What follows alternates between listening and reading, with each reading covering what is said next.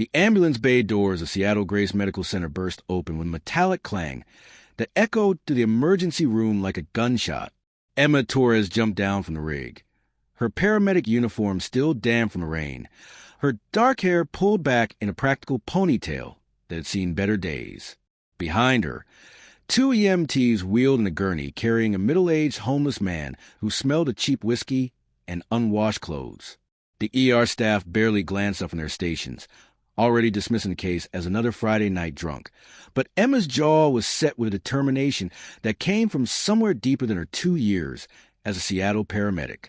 She had seen something in that man's pupils, felt something in his vitals, that every instinct she spent 8 years cultivating was now screaming at her not to ignore. Dr. Marcus Webb stood at the central nurse's station, his 6'2" frame wrapped in pristine scrubs that probably cost more than Emma's monthly rent, reviewing charts with the kind of casual authority that came from being Seattle Grace's youngest chief of neurosurgery. His dark hair was perfectly styled despite the late hour. His designer watch caught the fluorescent lights as he signed off on paperwork. And when he glanced up at the commotion, his expression shifted from mild curiosity to barely concealed annoyance. Marcus had performed 3 brain surgeries that day, consulted on 2 more, and taught a lecture to medical students who hung on his every word like he was dispensing divine wisdom rather than medical facts. The last thing he needed was a paramedic with dirt on her boots trying to tell him how to do his job. He had a reputation to maintain, after all, and Seattle Grace didn't become one of the top neurology centers in the Pacific Northwest by taking medical advice from ambulance drivers. Emma locked eyes with him across the emergency room, and something sparked between them that had nothing to do with attraction and everything to do with collision. She had dealt with arrogant doctors before, had learned to swallow her pride and present cases in the language they wanted to hear, but tonight felt different. Tonight, she was bringing in a man who would die if someone didn't listen to her, and she wasn't about to let ego or protocol stand between her patient and proper treatment. Marcus saw that determination in her stance and felt his own defenses rise in response. This was going to be interesting, he thought, in the way that natural disasters and train wrecks were interesting. Neither of them knew that in less than 2 hours, their lives would be permanently intertwined in ways that would transform them both. Hello, my friends. Before we continue our story, leave your like, share the story, and subscribe to the channel. Thank you. Marcus Webb's office on the 7th floor of Seattle Grace was a temple to achievement, every surface carefully curated to broadcast success. Framed diplomas from Harvard Medical School and Johns Hopkins lined one wall. Certificates of excellence from the American Board of Neurological Surgery hung beside photographs of Marcus shaking hands with senators and tech billionaires. His desk was Italian leather and chrome, positioned to catch the view of Elliott Bay through floor-to-ceiling windows. The bookshelf held first-edition medical texts interspersed with expensive whiskey he never drank, but displayed for the image it projected. This was the office of a man who had made it, who had conquered every challenge medicine threw at him before his 40th birthday. But standing in that perfect office at 7 in the evening, still in his scrubs after his 3rd surgery of the day, Marcus felt a familiar hollow ache that no amount of success seemed to fill. His ex-fiancée had left him 6 months ago, taking her belongings and her trust fund and her connections to Seattle's social elite with her. His father hadn't called in 3 years, not since Marcus chose neurosurgery over the family's orthopedic practice. His apartment in downtown Seattle was 1,500 square feet of minimalist design, where he slept 4 hours a night and microwaved meals he barely tasted. Surgery was the only thing that made sense anymore, the only place where his hands knew exactly what to do and the outcome was measurable, binary, saved or lost. His phone buzzed with a text from Dr. Victoria Sterling, the plastic surgeon he dated briefly after his engagement ended. "Dinner tomorrow? I miss you." Marcus stared at the message and felt nothing but a vague sense of obligation. Victoria was beautiful, ambitious, connected to every important family in Washington state. But when she talked, all he heard was the sound of his own emptiness reflected back at him. He deleted the text without responding and gathered his things to head down to the ER for evening rounds. He had patients to see, residents to terrorize with questions, a reputation to maintain. Personal fulfillment would have to wait until he figured out what that even meant. 3 floors below, Emma Torres sat in the paramedic break room eating cold pizza from a box someone had left behind. her body exhausted, but her mind still running on the adrenaline of the day's calls. She had pulled a teenager from a car wreck on I-5, talked down a suicidal man on the Aurora Bridge, delivered a baby in the back of her ambulance at a red light on Pike Street. 22 calls in 12 hours, and she'd go home to her mother's small house in Ballard, where Alzheimer's had stolen the woman who used to run a hospital administration department and replace her with someone who sometimes didn't recognize her own daughter. Emma would make dinner, help her mother shower, tuck her into bed, and then collapse on the couch with medical journals she still couldn't stop reading, even though that part of her life was supposed to be over. The Johns Hopkins diploma was in a box in her closet, buried under old textbooks and surgical notes from her residency years. Emma had been 3 months from completing her neurosurgery fellowship at Mass General when her mother's diagnosis came. No siblings, no father in the picture. Just Emma and a woman who had sacrificed everything to put her through medical school. The choice had been obvious, even if it broke her heart. Leave the fellowship, move back to Seattle, take the paramedic job that offered flexible hours and immediate employment. Some nights she wondered if she made the right call. Most nights she knew she did. Her mother had given her everything. Emma could give her this, even if it meant watching doctors half as skilled as she was making decisions she could do in her sleep, even if it meant swallowing her pride every single shift. She finished the pizza and checked her watch. 15 minutes left on her break. Her partner, Jake, was outside smoking and complaining about his ex-wife's lawyer. The coffee in the pot was thick enough to dissolve the spoon. Through the window, Emma could see ambulances lined up like horses at a starting gate, waiting for the next call. This was her life now, and most days she made peace with it. But on nights like tonight, when her hands itched for a scalpel and her mind craved the elegant complexity of neural pathways, she felt the ghost of her former life haunting her like a patient who died on the table. She splashed water on her face, straightened her uniform, and headed back out into the Seattle rain where her ambulance was already receiving another call. There was always another call. Emma and Jake arrived at the scene 40 minutes later, a bus shelter on 3rd Avenue where a man lay crumpled against the advertisement for luxury condos he would never afford. At first glance, it looked like every other homeless overdose or drunk who'd finally succumbed to the Seattle winter. But Emma's trained eye caught the details others missed. The way his left pupil was slightly dilated. The dry blood crusted around his ear that could have been from a fall, or could be something worse. The subtle tremor in his extremities that spoke of neurological distress, not alcohol withdrawal. She knelt beside him, gloves on, fingers checking his pulse while her mind ran through differential diagnoses the way other people counted sheep. Probable intox, Jake said, already filling out the paperwork in his mind, ready to transport and dump and move on to the next call. But Emma shook her head. Look at his pupils. Check the blood behind his ear. This isn't just alcohol. She checked his vital signs again. Blood pressure elevated, pulse thready, temperature slightly below normal. The man mumbled something incoherent, and when Emma gently turned his head, she saw the subtle asymmetry in his facial muscles that made her heart rate spike. This was a bleed. This was serious. This needed a neurosurgeon, and it needed one 20 minutes ago. They loaded the patient into the ambulance with controlled urgency, Emma riding in back monitoring his vitals, while Jake navigated Seattle's Friday night traffic like he was playing a video game. The man's name was Robert Chin, according to the ID they found in his pocket. 53 years old, last known address a shelter in Pioneer Square. Emma documented everything. The pupil dilation now progressing to the right eye, the way his blood pressure was climbing, the subtle changes in his level of consciousness that anyone else would attribute to alcohol, but she recognized as signs of increasing intracranial pressure. She radioed ahead to Seattle Grace with a preliminary diagnosis that she knew would raise eyebrows. Possible subarachnoid hemorrhage, likely ruptured aneurysm, needs immediate CT and neurosurgical consult. The ER nurse who took the call barely masked her skepticism. The paramedic thinks it's a brain bleed? On a homeless drunk. Emma could hear the eye roll through the radio static. But she held her ground, repeated her findings, insisted this patient needed to go straight to imaging, not to bed to sleep it off. By the time they arrived at Seattle Grace, she had documented everything with the precision of someone who had written these reports hundreds of times before. from the other side.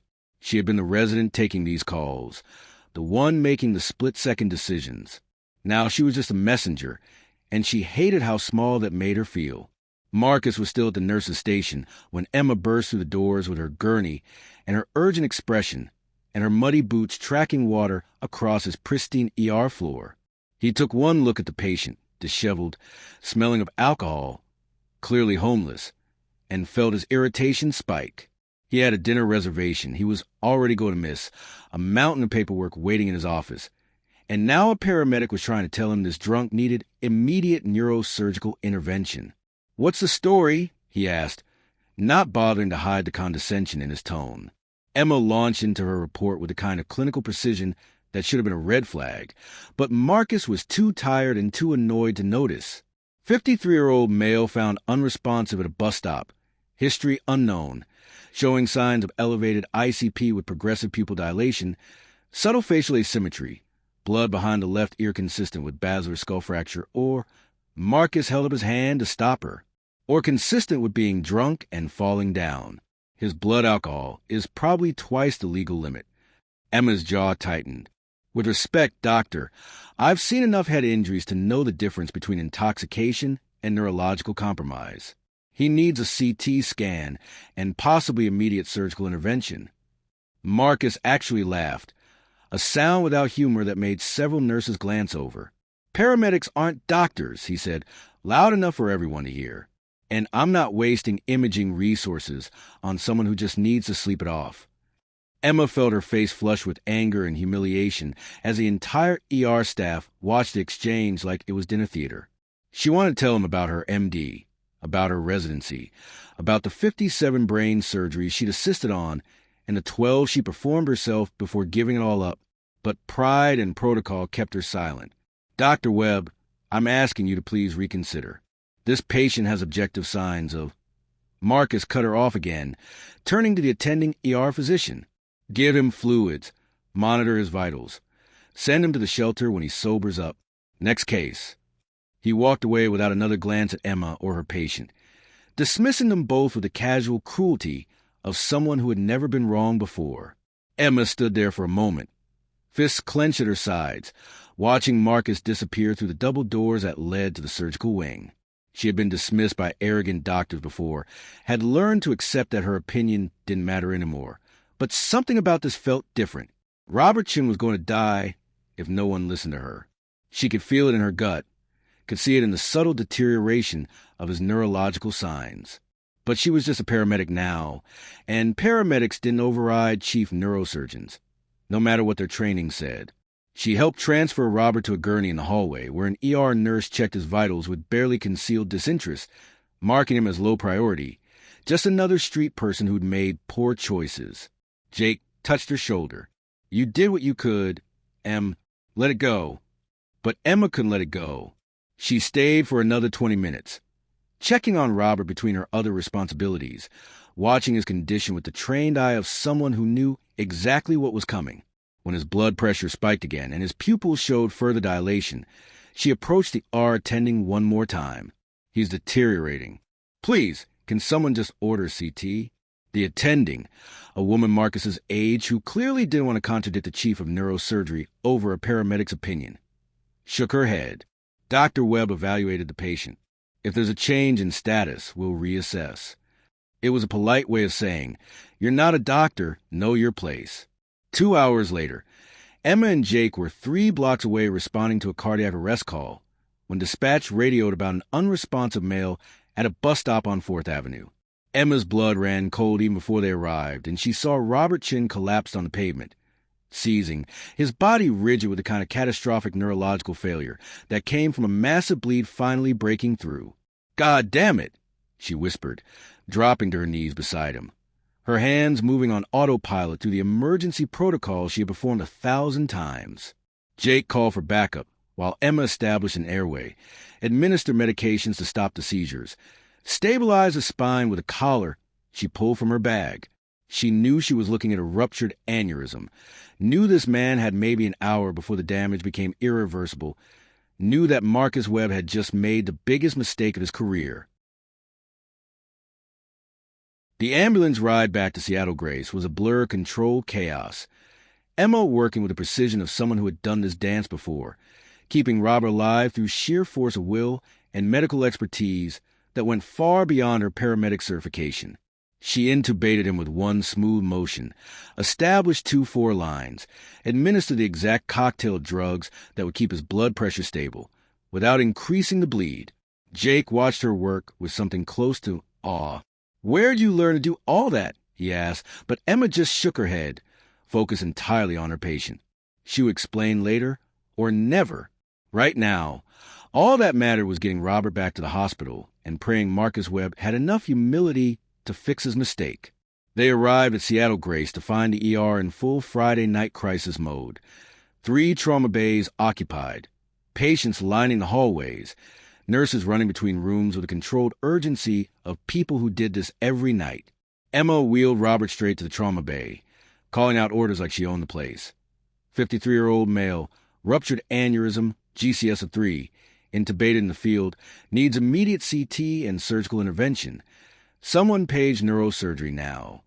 The ER attending who had dismissed her earlier looked up from another patient, and her face went pale.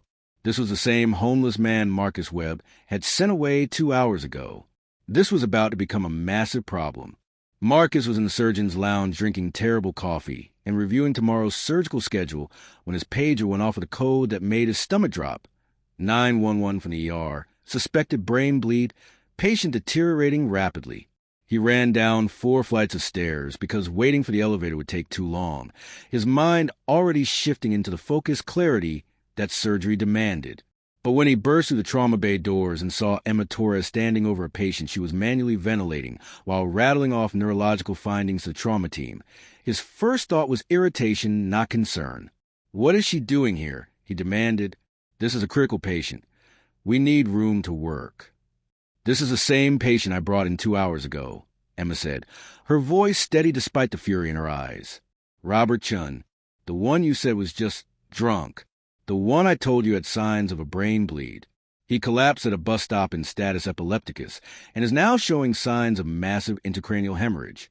She stepped back to let Marcus examine the patient, but her hands never stopped working, adjusting the ventilator settings, monitoring the foredrip, checking pupil response with the practice efficiency of someone who had done this 1,000 times.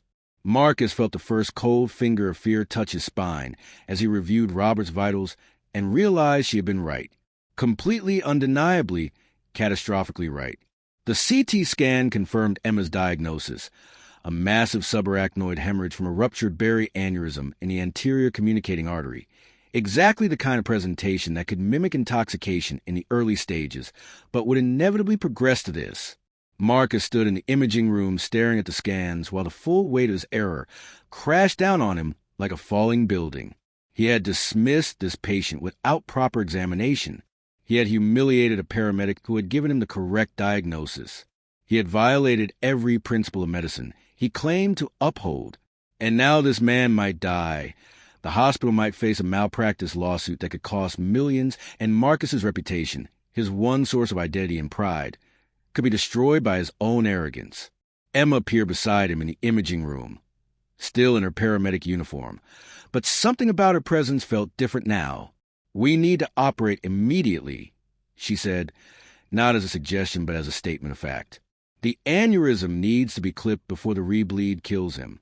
Given the location, you'll want to approach through a arterional craniotomy, and you'll need to be careful about the perforating vessels around the anterior communicating complex." Marcus turned to stare at her. No paramedic talk like that. No EMT knew that level of anatomical detail. "Who are you?" he asked, and for the first time that night, his arrogance cracked enough to reveal genuine curiosity underneath. Emma pulled off her jacket and held it out to him, checked the inside pocket. Marcus found a hospital ID card, faded and expired, with Emma's photo and a title that made his blood run cold.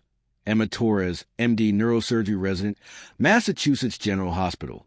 He looked up at her, then back at the ID, then at the way she was standing, not like a paramedic asking permission, but like a surgeon claiming her space in the OR. "I completed my neurosurgery residency 3 years ago at Mass General under Dr. Raymond Chun. I was 3 months from finishing my fellowship when I had to come back to Seattle to care for my mother. I took the paramedic job because it offered flexible hours and immediate employment. That doesn't mean I forgot how to diagnose a brain bleed. Marcus felt the room tilt slightly as he recalibrated everything he thought he knew about this woman he had dismissed so casually. She wasn't just a paramedic with good instincts. She was a trained neurosurgeon, probably better trained than half his attending staff given Mass General's reputation. And he had humiliated her in front of the entire ER, dismissed her diagnosis, and nearly killed her patient because of his own ego. "Why didn't you tell me?" he asked, hating how his voice came out somewhere between defensive and desperate. Emma fixed him with a look that could have frozen the Puget Sound. "Would you have listened? Or would you have just found another reason to dismiss me? I learned a long time ago that some doctors only hear what they want to hear." The trauma surgeon appeared in the doorway. "Dr. Webb, we need to move now. Patient's ICP is climbing, and he's starting to herniate." Emma stepped forward. "Don't sign the surgical consent without reviewing the case thoroughly. Robertson has no family on record, and this case is going to be scrutinized. You need to document exactly why the initial diagnosis was missed and what steps you're taking to correct it. Otherwise, this becomes negligence instead of a misdiagnosis." She turned to leave, her job done, but Marcus grabbed her arm. "Scrub in with me. Please. I need," he paused, the words catching in his throat. "I need your expertise. This is your diagnosis. You should be the one to fix it." The surgery lasted 6 hours. Emma scrubbed in beside Marcus, falling into the familiar rhythm of the operating room like she had never left. Her hands moved with the confidence of someone who had clipped 100 aneurysms, guiding Marcus through the delicate dissection around the anterior communicating complex, pointing out the perforating vessels he might have missed in his haste. The ER staff watched in stunned silence as the paramedic demonstrated skills that rivaled their chief of neurosurgery, her commands precise and her judgment flawless. By the time they finished, Robert Chen's aneurysm was clipped, the bleeding controlled, and his prognosis had shifted from certain death to probable recovery. Marcus stripped off his gloves and met Emma's eyes across the surgical table. "You saved his life," he said. "I almost killed him." But saving Robert Chen was only the beginning of Marcus's problems. By Monday morning, the hospital's legal department had received notice of intent to sue, $15 million in damages for medical negligence, with Robert's public defender arguing that Dr. Marcus Webb had dismissed clear signs of neurological distress and sent a critically ill patient back to the streets. The hospital administrator called Marcus into her office with the kind of grim expression that suggested his career was about to become collateral damage in a settlement negotiation. "The board is considering suspending your privileges pending investigation," she said. "The optics are terrible. Wealthy surgeon ignores homeless patient. Patient nearly dies. The media would have a field day." Marcus spent 3 days drowning in paperwork and depositions, watching his perfect reputation crack apart under the weight of one mistake. His colleagues whispered in hallways. The residents who used to worship him now avoided eye contact. His father called for the first time in years, not to offer support, but to say, "I told you so," about the dangers of arrogance. And through it all, Marcus couldn't stop thinking about Emma Torres, the woman who had tried to save him from himself and whom he had dismissed with the casual cruelty of someone who had never faced consequences before. He found her at the paramedic station on Thursday night, sitting alone with a cup of coffee and medical journals spread across the table. "Can we talk?" he asked. Victoria Sterling chose that exact moment to make her entrance, gliding into the paramedic station like she owned it, her designer heels clicking on linoleum that had never seen anything so expensive. "Marcus, darling, I've been trying to reach you for days. I heard about your little legal problem. So unfortunate." She glanced at Emma with the kind of dismissive once-over rich women had perfected over centuries. "And you're the paramedic everyone's talking about, the one who claims to be a doctor?" There was poison in her smile. Victoria had heard through the Seattle Grace Gossip Network about Emma's role in the surgery, and she didn't like it one bit. Marcus was supposed to come crawling back to her, not getting rescued by some ambulance driver with delusions of grandeur. Emma stood slowly, and Marcus saw the transformation happen in real time. The slump-shouldered paramedic straightened into someone who commanded space, her voice dropping into the cool professional tone of someone who had dealt with mean girls in medical school and demolished them with competence. Dr. Emma Torres, Johns Hopkins Medical School, Mass General Neurosurgery Residency. And you are. Victoria's smile froze. Dr. Victoria Sterling, Plastic Surgery. I'm also Marcus's fiancé. Or I was, before he decided his career was more important than our relationship. She turned to Marcus with theatrical hurt. I came to support you, darling. I know you must be devastated by this lawsuit. But I'm here for you, unlike some people who seem to be causing more problems than they're solving. The accusation hung in the air like smoke. Emma packed up her journals with deliberate calm. I need to get back to work. My shift starts in 10 minutes. She walked past Victoria without another word, but Marcus saw the hurt flash across her face before she buried it under professional detachment. Emma, wait. But she was already gone, and Victoria was sliding her arm through his with a possessive touch of someone staking claim. We should talk privately, Marcus. I have some concerns about this whole situation that I think you need to hear. Concerns about people who might not have your best interests at heart. Over the next 2 days, Victoria launched a campaign of whispered poison that would have impressed Machiavelli. She told the hospital board that Emma had been practicing medicine without a license during the surgery. She suggested to the legal department that Emma might be trying to leverage the case for financial gain. She mentioned to several prominent physicians at a charity gala that Emma's credentials should probably be verified since it seemed suspicious that a real neurosurgeon would be working as a paramedic. The rumors spread through Seattle Grace like a virus, mutating with each retelling until Emma became the villain, a fraud who had manipulated her way into the OR, a gold digger chasing Marcus's money, a troublemaker trying to destroy a brilliant surgeon's career. Marcus heard the rumors but didn't defend Emma, paralyzed by his own fear and legal troubles. He told himself he was being strategic, staying out of hospital politics until the lawsuit was resolved. But deep down he knew the truth. He was being a coward, letting Victoria poison Emma's reputation, because it was easier than standing up to his ex-fiancée and admitting he might have real feelings for the woman he dismissed so casually. Emma heard the rumors too, of course. In a hospital, secrets lasted about as long as surgical gloves in an active OR. She said nothing, did nothing, just showed up for her paramedic shifts with the same quiet dignity that carried her through 3 years of sacrificing her dreams for her mother. Jake found her in the ambulance one night, staring at her phone where Mass General's chief of neurosurgery had sent a message. Heard you're back in action. My fellowship offer still stands if you ever want to finish what you started. Emma read it 3 times, imagining a life where she could go back to Boston, complete her training, become the surgeon she was supposed to be. But then she thought about her mother asking for her at bedtime, the way she still recognized Emma's voice, even when she couldn't remember her name. You okay? Jake asked. Emma locked her phone and started the engine. Yeah, I'm good. Let's go. But she wasn't good, and they both knew it. She was drowning in other people's expectations and her own sacrifices, and Marcus Webb, the man who had briefly made her feel seen, had turned out to be just another coward too afraid to choose anything real. The medical board hearing was scheduled for a Tuesday morning in a conference room that smelled like old coffee and broken careers.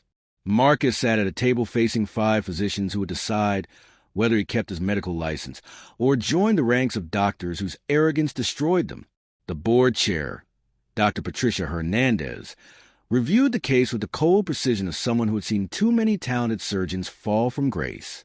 Dr. Webb, the evidence suggests you dismiss clear neurological symptoms in favor of a diagnosis that confirmed your existing bias against homeless patients. That's not a medical error. That's negligence born of prejudice. Marcus wanted to argue, to defend himself, to explain that he'd been tired and overworked and, yes, arrogant, but not prejudiced. But every word he prepared died in his throat because Dr. Hernandez was right. He had looked at Robertson and seen a homeless drunk instead of a patient deserving the same careful attention he gave to tech billionaires and senators. That was the ugly truth he had been avoiding for days. The board was about to suspend his license when the conference room door opened and Emma Torres walked in carrying a leather folder that looked like it had seen some serious miles. I apologize for the interruption, but I have information relevant to this case that the board should consider. Dr. Hernandez frowned. This is a closed hearing, Ms. Torres. Emma set the folder on the table and met her gaze with steady confidence. Dr. Torres, actually. And I'm here because Dr. Webb is being judged for a diagnostic error that was partially my responsibility as well. She opened the folder and pulled out copies of her medical license, her residency certificates, her surgical logs from Mass General. I brought Robertson into the ER, and I provided Dr. Webb with a preliminary diagnosis. What I didn't provide was my credentials, which might have changed how my opinion was weighted. If we're investigating medical judgment, we need to look at the entire system that allows trained physicians to be dismissed because they're wearing the wrong uniform. Marcus stared at her, stunned. She was defending him.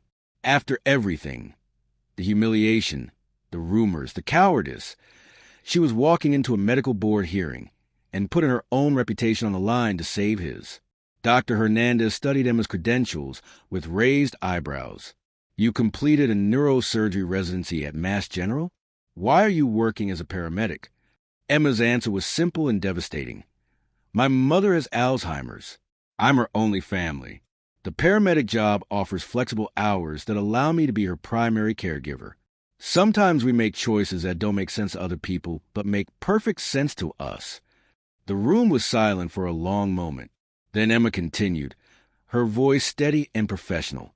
Dr. Webb made an error in judgment, but it was a kind of error that happens when the system fails to value expertise wherever it appears.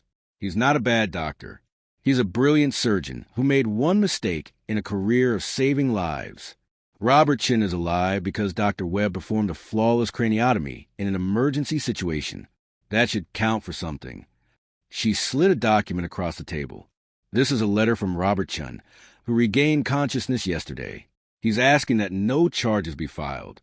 He says any doctor who works that hard to fix his mistake deserves another chance. Dr. Hernandez read the letter twice. This is highly irregular, Dr. Torres. Emma nodded. Medicine is irregular. People are irregular. Sometimes the right answer doesn't fit on the multiple choice test. She turned to Marcus. Dr. Webb, you asked me to scrub in on that surgery. You trusted my expertise when it mattered most. That took humility. Real doctors learn from their mistakes. I think you've learned from yours. With that, she stood and walked toward the door, her job done, not waiting for thanks or recognition. But Marcus stood too, his voice breaking the stunned silence. Wait, please. Emma turned back. Marcus looked at the medical board, then at Victoria Sterling, who had been sitting in the back of the room, taking notes for her campaign of whispers. Then back at Emma. I need to say something. For the record. He took a breath. I dismissed Dr. Torres not because her diagnosis was wrong, but because I couldn't handle the possibility that someone I perceived as beneath me might know more than I did. That's not a diagnostic error. That's a character flaw.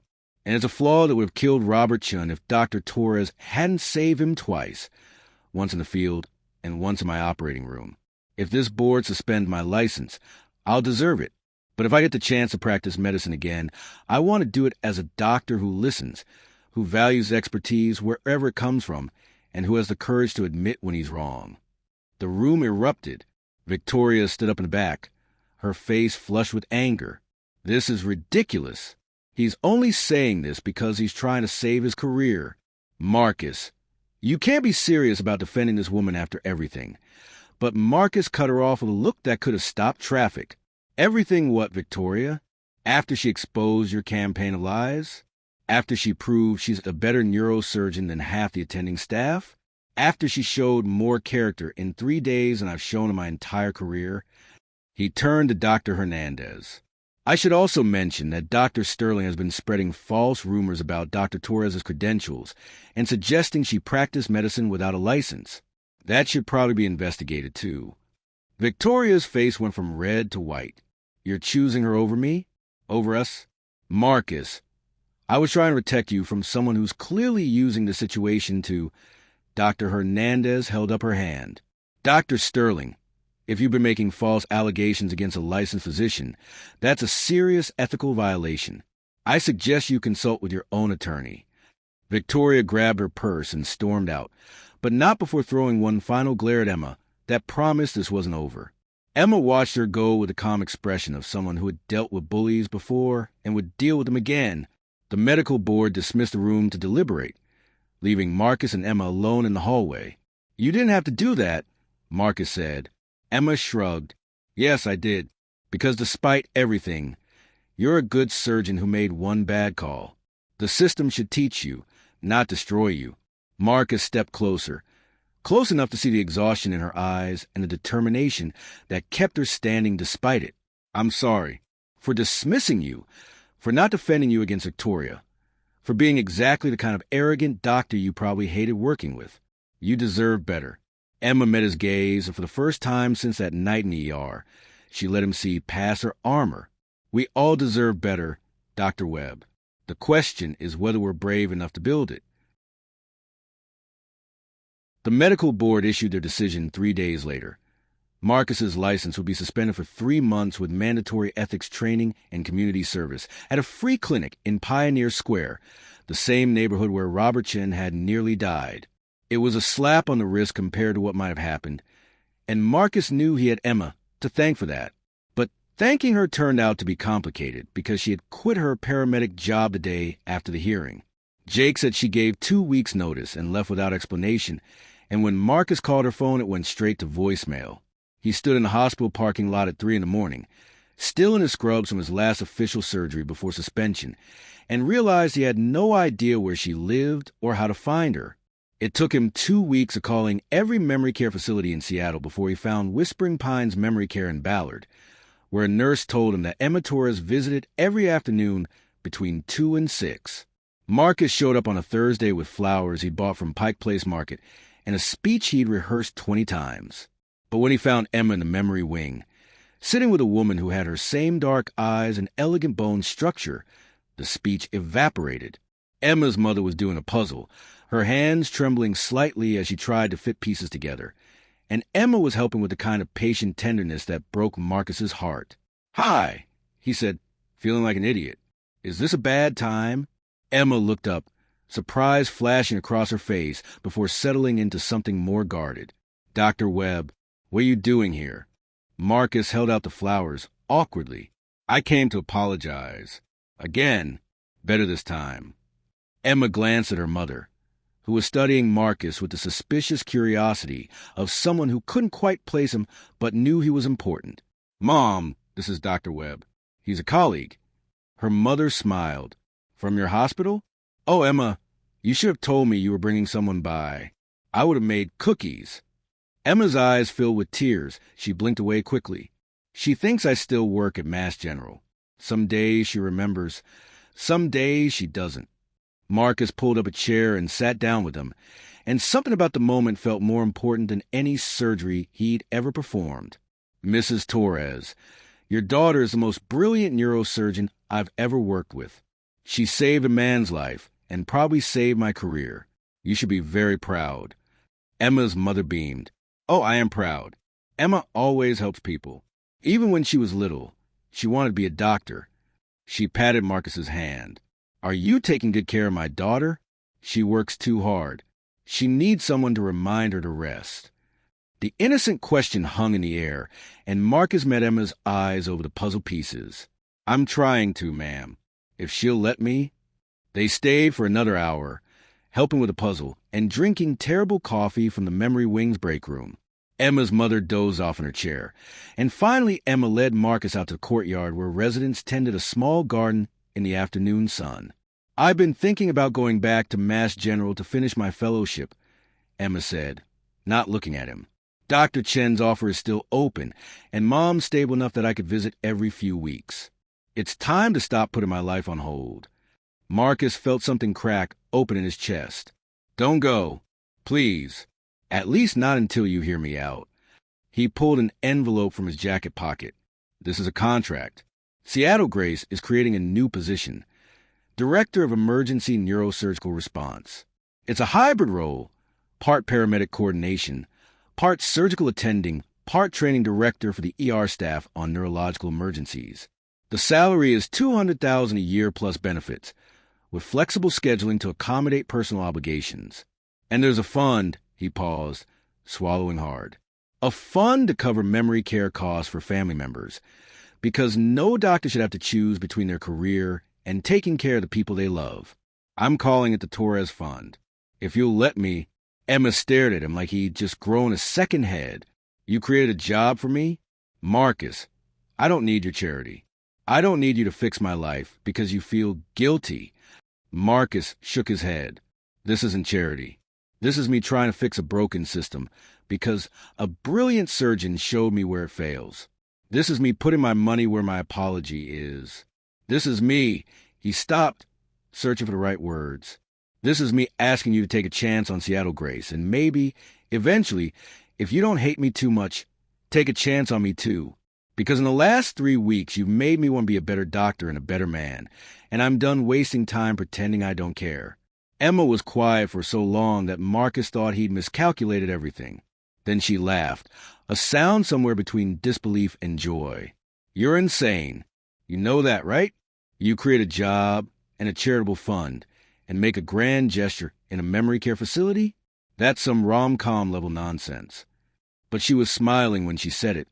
And when she stepped closer, Marcus felt hope flicker to life. I'll consider your job offer. On one condition. I get to redesign the entire ER neurological protocol, and you have to approve every change I recommend. No ego, no pushback, just 2 doctors working as equals. Marcus held out his hand. Deal. Partners. Emma took his hand, but didn't shake it. Instead, she pulled him closer, close enough that he could smell the lavender lotion she used and see the gold flecks in her brown eyes. Partners, she agreed. But if you ever dismiss me in front of the ER staff again, I will destroy you with medical facts you didn't know existed. Marcus laughed. I believe you. And that's exactly why I'm falling in love with you, Dr. Torres. Because you're terrifying and brilliant, and you make me want to be worthy of you. Emma kissed him then, soft and sweet and full of possibility, while her mother watched through the window with a smile that suggested she understood more than anyone gave her credit for. The wedding happened 6 months later in a small ceremony at Discovery Park overlooking the Puget Sound, with Emma's mother in the front row having one of her good days where she remembered everything and cried tears of joy. Robertson was there too, fully recovered and working as an advocate for homeless healthcare access, telling anyone who would listen about the paramedic surgeon who saved his life. Victoria Sterling was not invited. Having quietly left Seattle Grace after the medical board investigated her false allegations and found enough evidence to require additional ethics training. Marcus stood at the altar in a tuxedo that felt too formal and watched Emma walk toward him in a simple white dress.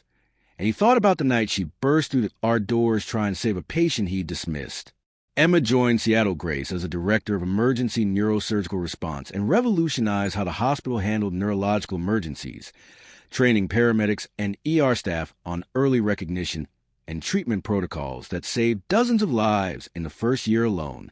She completed her fellowship online through a partnership with Mass General, performing surgeries alongside Marcus with the kind of intuitive teamwork that only came when 2 brilliant minds trusted each other completely. Her mother's condition stabilized in the excellent memory care facility that Marcus paid for without telling Emma until she found out 6 months later, and made him promise to let her pay him back, which he agreed to knowing he would never actually accept the money. Marcus took his suspension seriously, spending 3 months at the Pioneer Square Free Clinic where he learned to practice medicine without the resources he'd taken for granted, treating patients who couldn't pay but deserved dignity and expertise just the same. He returned to Seattle Grace humbled and changed, working alongside Emma as a partner in every sense of the word. They operated together, taught together, built a program together that became a national model for emergency neurosurgical care.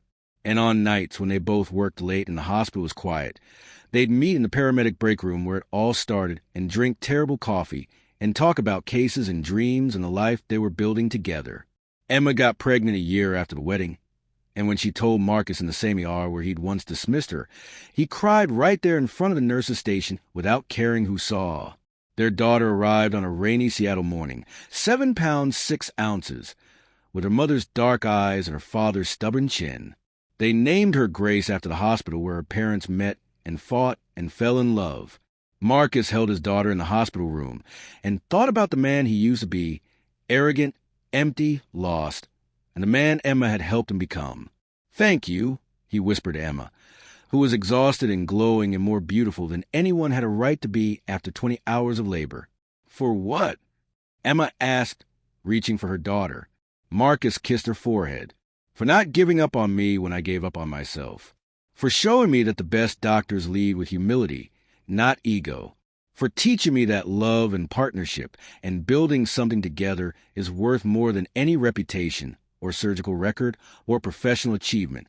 You saved my life that night in the ER, Emma. Not just my career. My life." Emma smiled. The kind of smile that said she knew exactly what he meant because she felt it too. "We saved each other, Marcus. That's how the best partnerships work." They left Seattle Grace that afternoon as a family, walking out to the same ambulance bay doors where Emma had once arrived with a patient nobody wanted to believe in. Robertson waved from the parking lot, where he volunteered in the hospital's outreach program. Jake, the paramedic, honked his ambulance horn in congratulations. The nurses who'd witnessed the whole story cheered from the windows. And Marcus Webb, the surgeon who learned humility through love, and Emma Torres, the doctor who never stopped believing in second chances, drove home to their house in Ballard, where Emma's mother was waiting to meet her granddaughter. It was messy and imperfect and absolutely real, a life built not on fantasy, but on choosing each other every day, on partnership forged through crisis, on love that began with respect and grew into something neither of them could have imagined that night when their worlds first collided, and that, as they told Grace years later when she asked how they met, was the best kind of happy ending, the kind you earn together.